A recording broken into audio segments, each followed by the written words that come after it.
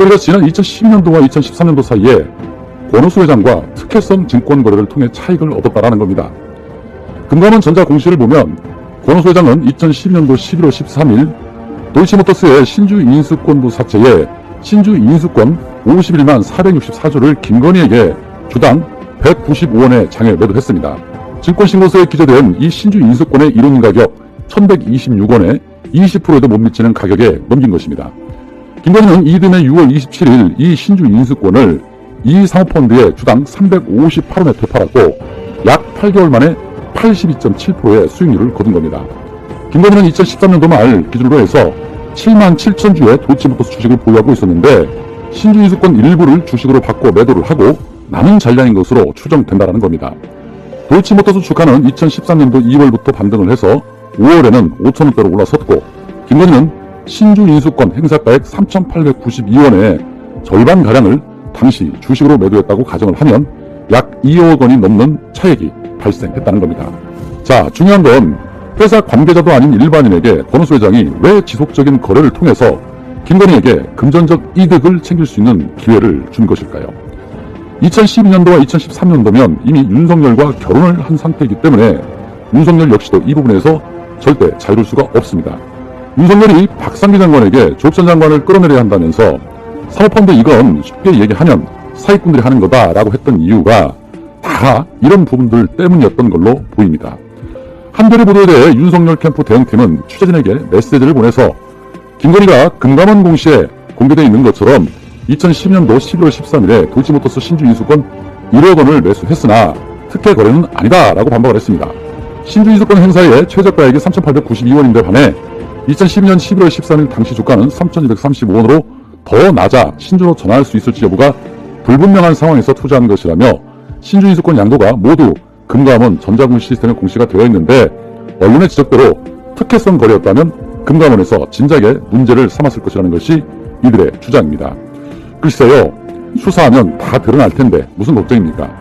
자, 그런데 이런 반박을 입장문도 아니고 기자들에게 문자로 하는 것을 보면 일이 더 커지기 전에 빨리 막으라는 것인데 하는 짓들 참 한심하죠?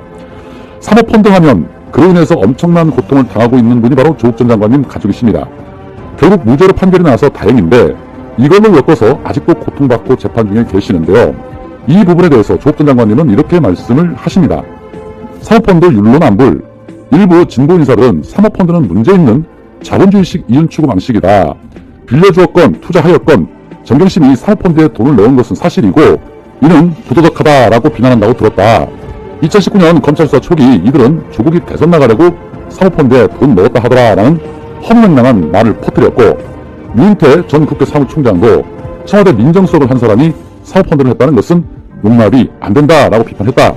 그랬던 이들이 김건희 씨가 도이치모터스로부터 신주 인수권을 헐값으로 매수하고 이를 사모펀드에 되팔아 82.7%의 수익률을 거둔 것에 대해서는 입을 닫는다. 또는 합법적 투자라고 옹호해주고 있을지 모르겠다. 수백 수천 개의 사모펀드 기사로 나를 공격하는 기자들은 조용하다. 유 전 총장은 조만간 윤석열과 만나기로 했다는 뉴스가 나온다. 돌이켜 생각하면 김건희 씨야말로 사모펀드 전문가가 아닌가. 윤석열 씨는 기억하시는지 모르겠다. 사모펀드는 사기꾼들이나 하는 짓이라고.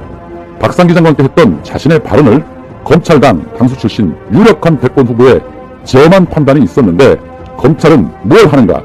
추신 조범동 판결에서 법원은 검찰이나 언론의 주장과 달리 정경심은 사모펀드를 운영하던 씨 조카 조범동에게 돈을 빌려준 것이라고 판단했다. 그리고 유인태 전 총장님, 이 대연은 제가 민정수석 되기 전 교수 시절에 이루어졌습니다. 라고 강하게 비판을 하셨습니다. 조국 전 장관님은 검찰에 대해 자신의 가족들에게 했던 만큼 검찰이 수사해야 한다라고 말씀하고 계십니다. 그리고 유인태는 사과하라고 말씀하고 계십니다. 유인태 전 사무총장이나 김경률이나 할 것 없이 사모펀드로 입을 턴 자들은 사람이라면 최소한 사과라도 해야 할 텐데 조용히 입 꼭 닫고 있습니다. 조국 전 장관은 그러면서 KBS 최경영 기자의 글을 팔로우업 하셨는데요. 최경영, 우리의 마음속에는 어떤 편견이 있다. 그런데 거의 모두가 비슷한 편견을 갖고 있는 것인가 그런 생각도 든다. 기자로서 내 기억에 박근혜 대통령이 삼성동 좋은 집에 산다고, 안종범 수석이 강남에 산다고, 최경환 부총리가 강남에 집 있다고 비난조로 보도했던 언론사는 없었던 것 같다. 그런데 이 정부 들어와서 그런 보도들이 무척 많아졌다는 말이지. 내로남불이라고 하면서 조국이 방배동 살고 청와대 누가 어디에 집이 있고 장관 누가 강남에 집을 소유하는 것 자체로 손가락질하는 풍토가 있었거든. 신기해. 심지어는 집 한 채에 대해서도 그렇게 이야기하더라는 거지. 김의겸이 웅현동 집 샀다고 비아냥거리는 기사도 쓰고 말이야. 이게 솔직히 말해서 언론인지 감정의 배설물인지 감정의 선동물인지 난 모르겠어. 정말 니들이 무슨 짓을 하고 있었는지 돌아봐. 그리고 말을 해 제발.